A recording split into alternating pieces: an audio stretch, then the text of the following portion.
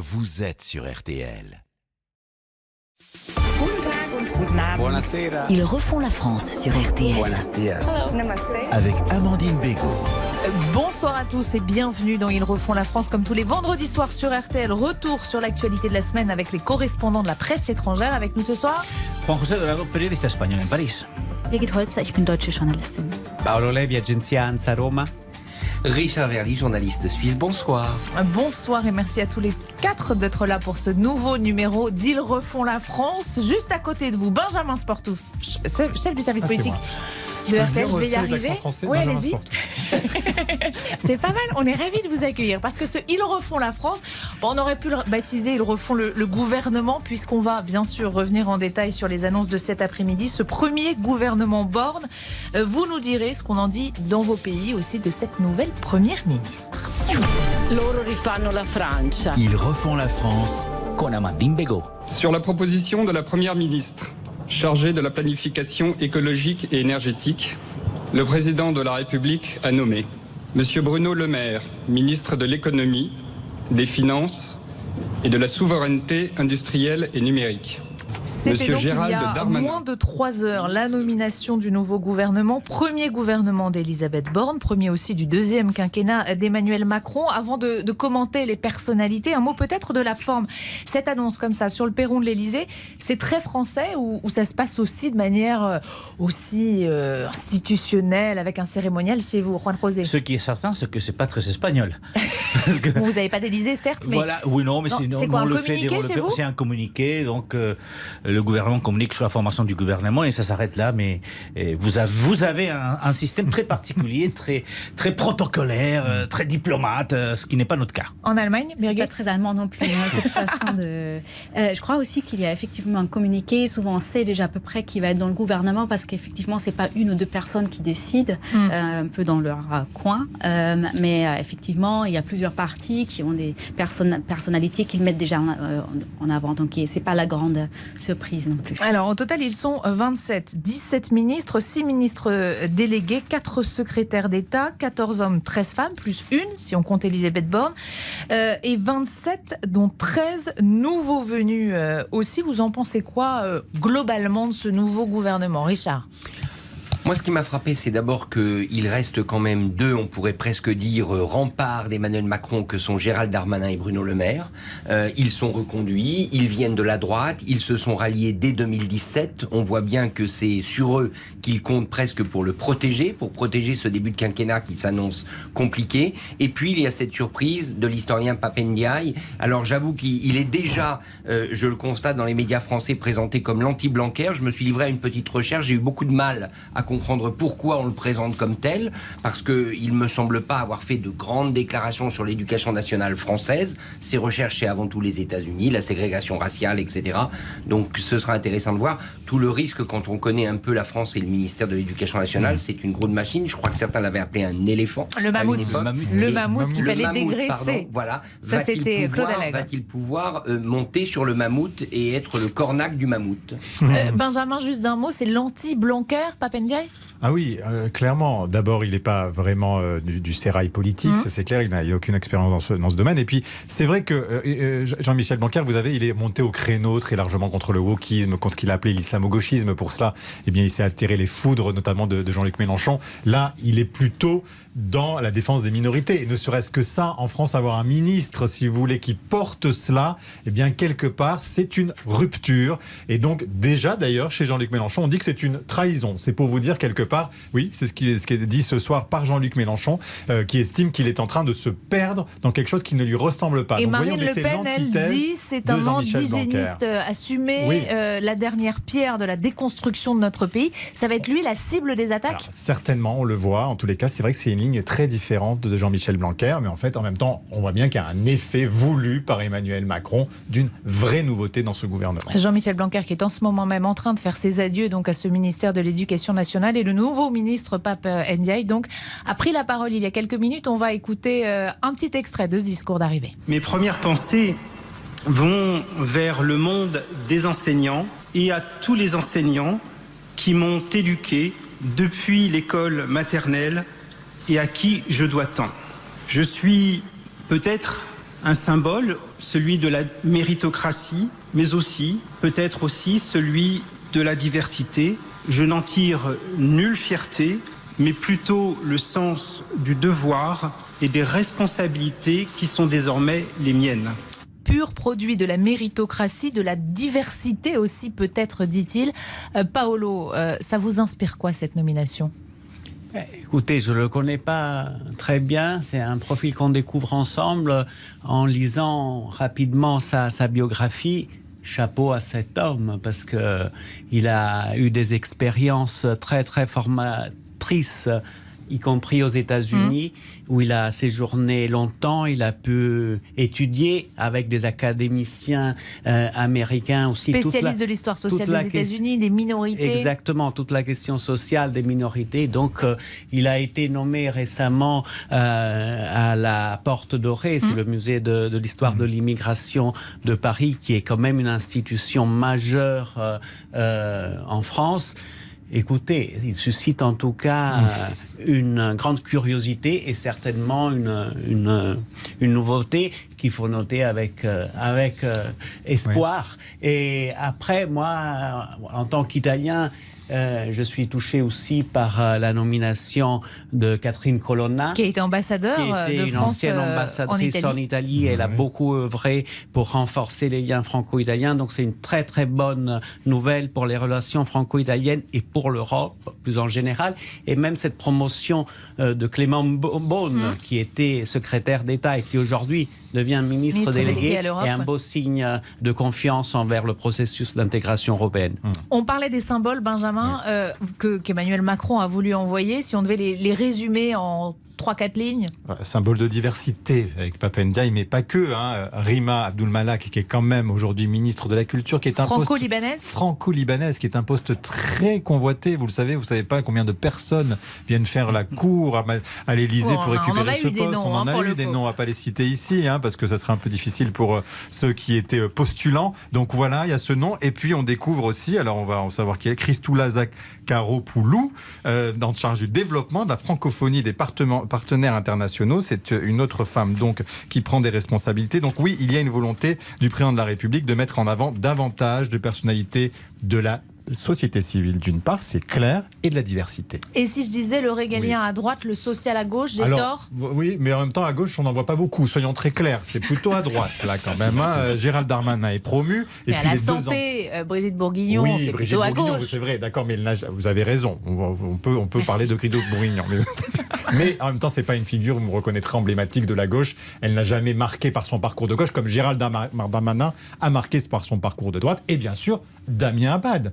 Énorme prise de guerre. Vous imaginez, il était à la tête des députés Les Républicains. Je ne sais pas comment ça se passe dans les autres pays, mais en France, c'est vrai que la fracturation que veut Emmanuel Macron, elle se poursuit, et avec des gens quand même, donc on n'entendait jamais qu'ils rejoignent Emmanuel Macron à 3 semaines, 1 mois après son élection. Ça, ce serait possible dans vos pays Non. Non, Richard. Non, dans un pays parlementaire comme la Suisse, d'abord, il n'y a que 7 ministres. Donc, vous voyez, il y a relativement peu de choix. Il n'y en a que 7 au Conseil fédéral qui sont élus chaque année au mois de décembre par le Parlement, les uns après les autres. Donc, non, ce serait impensable puisque chaque ministre représente son parti politique. Enfin, dans certains cas, il y en a 2. Donc, non, c'est pas pensable. Ce que Emmanuel Macron fait, qui est ni plus ni moins aller chercher effectivement des prises de guerre. Alors, bien évidemment, il y a le contexte de la droite française. Ça s'explique, parce que c'est ni plus ni moins la conséquence de l'extraordinaire et difficile défaite de Valérie Pécresse à l'élection présidentielle. Moi, je voudrais quand même dire un mot. Vu de l'étranger, il y a une chose qui étonne quand même. Emmanuel Macron, durant la fin de sa campagne présidentielle, vous vous souvenez du discours de Marseille, il avait fait de l'écologie, de la transition climatique, énergétique, son mot d'ordre. Très franchement, aller confier ce dossier à 2 dames qui ne sont pas du tout positionnées sur ce terrain, à savoir Agnès Pannier-Runacher qui s'occupait de l'industrie et qui avant a fait carrière dans la finance, et Amélie de Montchalin qui est vraiment perçue comme la technocrate absolue, j'avoue que là, je ne comprends pas. Tout ça chapeauté par Elisabeth Borne, qui est en charge de tout ça. On va marquer une toute petite pause et on continue à jouer au jeu des comparaisons justement autour de ce nouveau gouvernement. À tout de suite sur RTL. RTL. Remaking France. Mit Amandine Bégaud. Ils refont la France sur RTL. Avec Amandine Bégaud. 19h32 sur RTL. Ils refont la France spéciale nouveau gouvernement. On refait ensemble le nouveau gouvernement. Juste un mot de l'ordre protocolaire. Ça, c'est pas anodin non plus. Bruno Le Maire, numéro 2. Derrière Elisabeth Borne, ce qui montre effectivement que c'est l'un des hommes forts de ce gouvernement. C'est vrai qu'Elisabeth Borne a été nommée Premier ministre, mais si elle devait changer, tout le monde sait que Bruno Le Maire pourrait être l'un des candidats. Vice-Premier ministre, on pourrait dire. L'un des candidats peut-être à reprendre, être Premier ministre. Ce qui m'étonne par contre, effectivement, c'est là où se trouve l'écologie, même si les deux ministres qui vont traiter l'énergie et l'écologie sont rattachés à la Première ministre. Je donne l'exemple espagnol, la ministre chargée de l'écologie est vice-présidente du gouvernement. Elle est vice-présidente du gouvernement. Amélie de Montchalin, pour la transition écologique, elle est 5e. Chez nous, elle est vice-présidente du gouvernement. 6e même, pardon, dans l'ordre protocolaire. Je voulais aussi avoir votre avis sur l'intitulé de certains ministères. Le ministère du Travail et de l'Emploi, qu'occupait d'ailleurs Elisabeth Borne, devient ministère du Travail, du plein emploi et de l'insertion. Birgit, ça, c'est pas anodin non plus. Oui, parce que ça donne déjà le cap d'une certaine manière. Effectivement, c'est presque un message politique. C'est vous, en Allemagne, est-ce que les ministères peuvent changer de nom ? Ils changent rarement de nom, en fait. C'est toujours les mêmes, je crois. Et il y a même, là on l'a vu mais ce qu'on voit en France aussi, qu'on va redessiner parfois des ministères. Donc je pense que ça, on a beaucoup plus rarement aussi en Allemagne. Richard ? Oui, alors nous, on est dans une sobriété absolue, puisque les ministres qui sont chefs de département, 7 ministres, qui sont chacun chefs d'un département, par exemple le département des affaires étrangères ou le département de l'intérieur, donc vous voyez que ce n'est pas sexy du tout, et on ne rajoute pas d'appellation. Moi, ce qui m'a frappé dans les appellations, c'est une chose, je crois qu'à 4 reprises revient le mot souveraineté. C'est chez Bruno Le Maire, ministre des Finances et de la souveraineté industrielle et numérique. C'est vrai que dans les archives, dans les caves des ministères, il y a beaucoup, vous savez, de plaques justement des ministères parce qu'ils n'arrêtent pas de changer de nom. En même temps, je vous assure, c'est très marrant comme reportage d'ailleurs, on va peut-être le lancer. Mais en même temps, pourquoi pas, j'allais vous dire, ça colle très bien Emmanuel Macron, et je suis pas sûr qu'il aille jusqu'au bout de sa volonté, qui est à un moment de faire des missions, des chargés de mission en fait, des ministres chargés de mission avec un objectif à atteindre. Après tout, pourquoi pas ? Il ne va pas au bout de cette logique, il reste assez conventionnel finalement. Le ministère des Sports devient ministère des Sports et des Jeux Olympiques et Paralympiques. Ça, c'est pile dans l'actualité. Exactement, c'est typique des évolutions qu'il peut faire. Mais sinon, on a le ministère de la Transformation et de la Fonction publique, le ministère de la Culture. Vous voyez, il y a des choses qui sont inamovibles. Et en même temps, quelques évolutions. Mais en même temps, ça donne la feuille de route au ministre qui est en charge. Paolo, d'Italie. Écoutez, nous aussi, très longtemps, on a eu les ministères qui ne bougeaient pas, le nom restait toujours le même. Et après, depuis quelques années, on s'inspire de la France. Il y a eu tout un débat. Vous inspirez de nous ? Oui, notamment sur le ministère de la Transition écologique. Ça a été une idée que les Italiens voulaient absolument vous piquer. Et après, il y a un ministère qui suscite énormément d'estime en Italie, c'est le ministère de la Culture qui a été quand même fondé par André Malraux. C'est la France qui a été la première, en tout cas en Europe, à inventer un ministère de la Culture. Et ça on l'a copié tout de suite. Et en Italie aussi, on a un ministère de la Culture qui, dans ce cas-là, ne change pas de nom, mais c'est un ministère très, très important. Et je suis très curieux de connaître un peu mieux la personnalité de cette Rima Abdul Malak, franco-libanaise. Qui était donc conseillère à l'Élysée, très influente. Elle a participer au Pass Culture, par exemple, qui est l'un des... On disait, en fait, c'était elle qui faisait la politique, la culture. Ça agaçait un peu Roselyne Bachelot, d'ailleurs. Bien sûr, sous le quinquennat d'Emmanuel Macron. Mais elle va avoir une tâche compliquée, Amandine. C'est la suppression de la redevance télé. Donc un gros chantier. Un gros chantier. Donc ça va être certainement à Bercy, mais chez elle aussi. Donc pour un baptême du feu, ça va pas être le plus simple. Ce nouveau gouvernement, on l'a attendu. Ça fait presque un mois qu'Emmanuel Macron a été élu. Hier, on nous a dit qu'il prenait son temps, et le président et la Première ministre. Ce matin, finalement, l'Élysée a indiqué que ce serait pour cet après-midi. On nous avait d'abord dit 14h plutôt. Bon, finalement, c'était 16h30. Chez vous aussi, ça se passe comme ça ? C'est un feuilleton ou pas du tout, Juan Rosé ? Mais pas non, du tout. C'est pas du tout un feuilleton. Nous, on nomme le Premier ministre, le roi nomme le Premier ministre, le président du gouvernement, et nous, la moyenne, qui est en c'est principe entre le chef 48 du parti qui est gagné. et 72 heures. Entre 2 et 3 jours, le gouvernement est nommé par le président. Un exemple, le dernier gouvernement de Pedro Sánchez, lui, il a été nommé le 8 janvier et le 12 janvier, on connaissait déjà le gouvernement. Donc nous, on va très vite. Juste une anecdote, Aznar, José María Aznar, qui était un ancien président du gouvernement, il voyageait toujours avec un cahier bleu. Et tout le monde disait que c'est dans ce cahier bleu qu'il nommait les ministres quelques jours avant d'annoncer sa nomination. Et à chaque fois, on essayait de lui piquer le cahier bleu pour voir qui étaient les ministres qui allaient tomber par la suite. Birgit, en Allemagne, c'est le jeu des coalitions.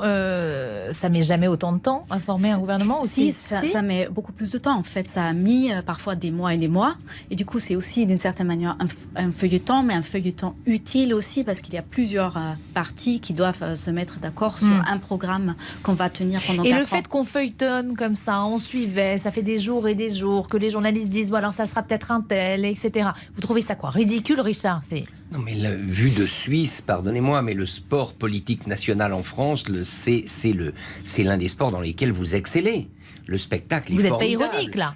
Non, mais c'est vrai, le spectacle est formidable. C'est pour ça qu'on est, mais très sincèrement, c'est pour ça qu'on est tellement passionnés, les Suisses francophones, par la politique française, c'est que tout est bien. Le rythme, le tempo, le suspense, quelquefois les acteurs, c'est pas toujours vrai. Mais franchement, ce suspense, il marche, il retient l'attention, et en plus, il est relayé par les médias. Quand même, il y a quelque chose qui m'intrigue, c'est parler de ce gouvernement, au fond, comme si c'était le gouvernement du second quinquennat Macron. N'oublions pas les élections législatives qui vont arriver. Et elles pourraient nourrir de sacrées surprises. Et c'est peut-être au fond un gouvernement provisoire. Avec un conseil des ministres, premier conseil des ministres lundi, mais c'est aussi le début de la période de réserve pour le gouvernement, avec la campagne des législatives. Allez, on va marquer une toute petite pause, 19h39 dans un instant. Vous nous direz ce qu'on pense dans vos pays de notre nouvelle première ministre, non-événement ou pas à l'étranger. On voit ça dans un tout petit instant. Benjamin Sportouche, je vous libère. Vous me libérez? Bah oui. Non, j'étais bien. Bon, bah, vous pouvez rester sinon. Restez si vous voulez. A tout de suite sur RTL. Ils refont la France sur RTL. Mais Amandine Bégaud. Amandine Bégaud. Good evening. Ils refont la France sur RTL. Troisième partie d'Ils refont la France et avec nous toujours ce soir Birgit Holzer, Paolo Levi, Juan José Dorado, Richard Verly et Benjamin Sportouche. La mujer de la semana. La femme de la semaine. Et notre femme de la semaine, bien sûr, c'est Elisabeth Borne. Pour son premier déplacement officiel, la nouvelle première ministre avait choisi hier les Mureaux, dans les Yvelines, une commune plutôt ancrée à gauche, où Jean-Luc Mélenchon d'ailleurs a fait plus de 60% au premier tour de la présidentielle. Rencontre avec des jeunes femmes, des jeunes filles aussi, celle-là même à qui elle avait dédié lundi sa nomination. Je voudrais dédier cette nomination à toutes les petites filles en leur disant « Allez au bout de vos rêves ». Et rien ne doit freiner le combat pour la place des femmes dans notre société. Que dit-on d'elle à l'étranger, Birgit, en Allemagne ? En effet, le fait qu'elle soit une femme, c'est surtout ça qui a marqué les esprits. Elle n'est pas très très connue. Je pense qu'elle est très liée au premier quinquennat de Emmanuel Macron. Ce qui a été dit sur elle, c'est surtout effectivement qu'elle a cet hommage qu'elle a eu aux jeunes filles, un peu comme peut-être Kamala Harris aux États-Unis, qui a aussi parlé aux jeunes filles qui désormais peuvent tout imaginer, alors que ça a un côté quand même un peu incroyable aussi qu'il faut encore aujourd'hui dire, parce que je suis là maintenant, toutes les jeunes filles, toutes les filles peuvent imaginer tout alors que ça devrait être naturel. Mais si je peux me permettre juste un mot encore sur ce gouvernement, effectivement il y a une égalité entre hommes et femmes, mais je pense qu'effectivement encore une fois le régalien, il y a tendance à le transmettre. Les gros ministères, hommes, en fait. À part celui du ministère des Affaires étrangères, effectivement.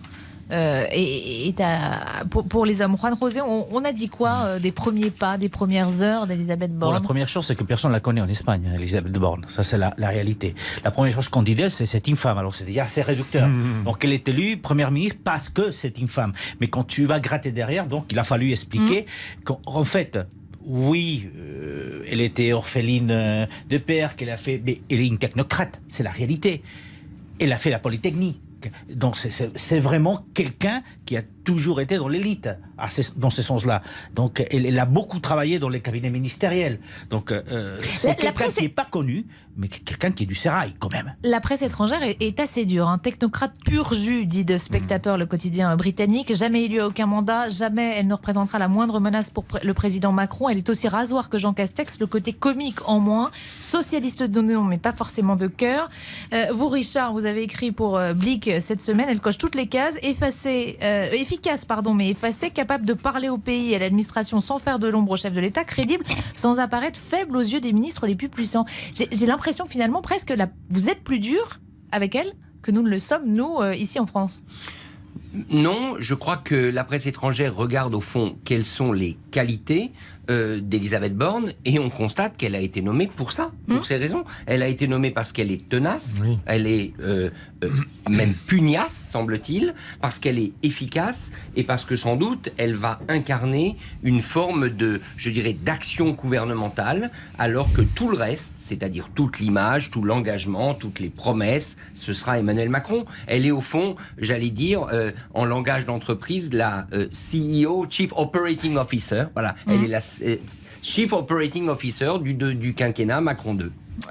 Benjamin, vous le disiez d'ailleurs, on ne voit pas trop sa touche dans le gouvernement. Oui, alors dans le gouvernement, c'est vrai qu'il y a beaucoup de macronistes et de proches d'Emmanuel Macron. Donc on a tenté de savoir, il faudra qu'on voit un peu les coulisses de ces nominations parce que la Borne touch, j'allais dire, c'est pas évident. C'est vrai quand même, soyons clairs, que dans la presse française, il y a une sorte d'état de grâce qu'il n'y a pas chez les Français parce qu'on n'a jamais eu de femme à part Edith Cresson. 50% d'opinion positive dans notre baromètre BVA. C'est pas énorme. Et en même temps, les Français qui sont quasiment indifférents en disant c'est pas grave, c'est ni un atout ni un handicap, c'est dans notre sondage BVA que ce soit une femme. C'est d'ailleurs, on le disait ce midi, plutôt rassurant. Ça veut dire que les Français étaient prêts à avoir une femme, beaucoup plus que la classe politique. C'est aussi pour ça, quelque part, qu'il y a une forme d'accueil plutôt bienveillant, médiatiquement parlant. Paolo, on l'a beaucoup dit raide, dure, ici en France. Est-ce que vu d'Italie, c'est comme ça qu'elle a été décrite ou pas du tout ? Non, pas du tout. Écoutez, on va apprendre à la connaître. On l'a déjà vue à l'œuvre en tant que ministre. Pour ce qui concerne l'Italie, elle a quand même beaucoup travaillé en tant que ministre des Transports à la création de la Lyon-Turin, qui est une infrastructure qui va créer un TGV qui va relier encore plus nos deux pays. Donc, elle a travaillé aussi, et c'est grâce à elle si on a pu avancer sur ce dossier. C'est une super ministre avec un super CV, un parcours républicain assez époustouflant. Je pense qu'elle va séduire, elle va être efficace. C'est une super ministre. On rêve en Italie d'avoir une ministre comme ça. Vous rêvez en Italie d'avoir une ministre comme ça. Non, moi j'ai parlé avec plusieurs collègues européens. Il y a quand même quelque chose qui sort. C'est véritablement l'excellence à la française. On la perçoit comme quelqu'un d'extrêmement compétent. Ça tient bien sûr à ses diplômes, à l'école polytechnique, à la manière dont elle a, mais aussi la manière dont elle a géré un dossier qui intéresse beaucoup l'Europe, qui est les transports. Et moi, des gens qui ont participé au Conseil Transport m'a dit qu'elle connaissait très bien ces dossiers. Et de ce point de vue-là, à mon sens, elle va très vite gagner le respect de ses pairs, mais en sachant qu'au niveau européen, de toute manière, celui qui va à Bruxelles, c'est Emmanuel Macron. Et si on devait la comparer à d'autres femmes politiques à l'étranger, alors que ce soit une Angela Merkel, Margaret Thatcher, je ne sais pas, non mais... Ah si, Paolo, vous auriez dit qui? Non, mais parce que vous avez dit à l'étranger. Moi, elle m'évoque, avec toutes les différences, bien sûr, un petit peu Christine Lagarde. C'est vraiment ces femmes qui sont vraiment...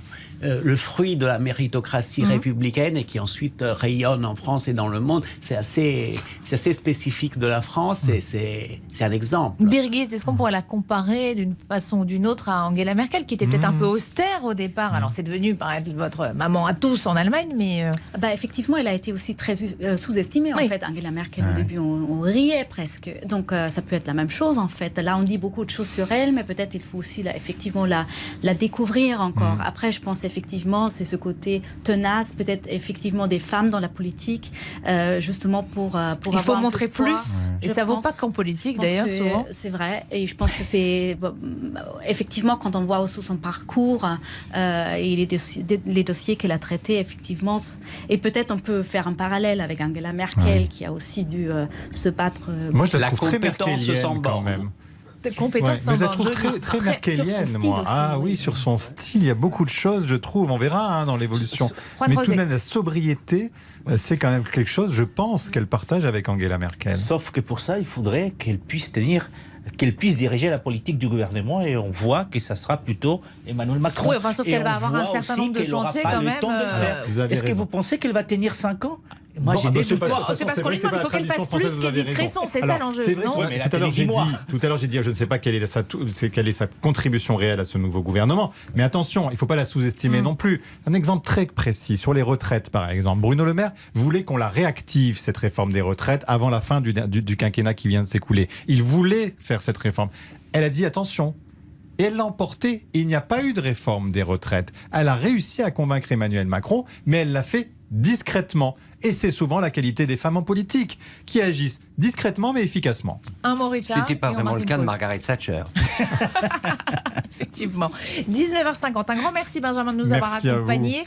Dans un tout petit instant, c'est l'idée qu'on pourrait leur piquer. Et vous allez voir des ministères étonnants ailleurs dans le monde. À tout de suite. Ils refont la France sur RTL. Mais Amandine Bégaud. Amandine Bégaud. Good evening. Ils refont la France sur RTL.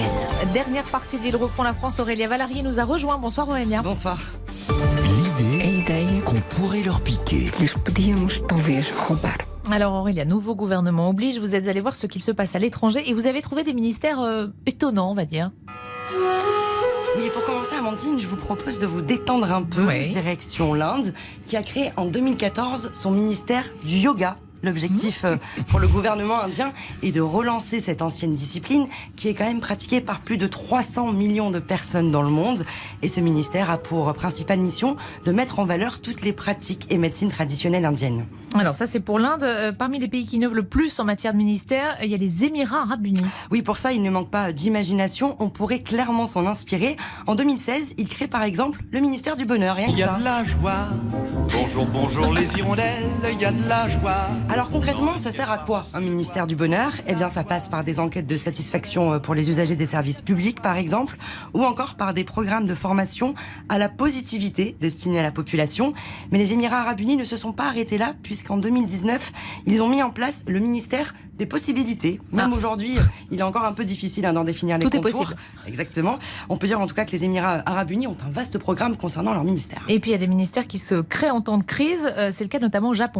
Oui, la crise du Covid n'a épargné personne. Toutes ces mesures restrictives pendant des mois ont énormément joué sur le moral des populations. Et c'est surtout vrai pour les Japonais, avec un triste chiffre qui est sorti en 2020. Le nombre de suicides a augmenté de 3,7% en un an. Alors le gouvernement japonais a créé le ministère de la solitude, avec notamment la mise en place d'une cellule gouvernementale en charge de la lutte contre l'isolement. Le ministère de la solitude, ministère du bonheur, ministère du yoga, vous choisissez quoi autour de la table?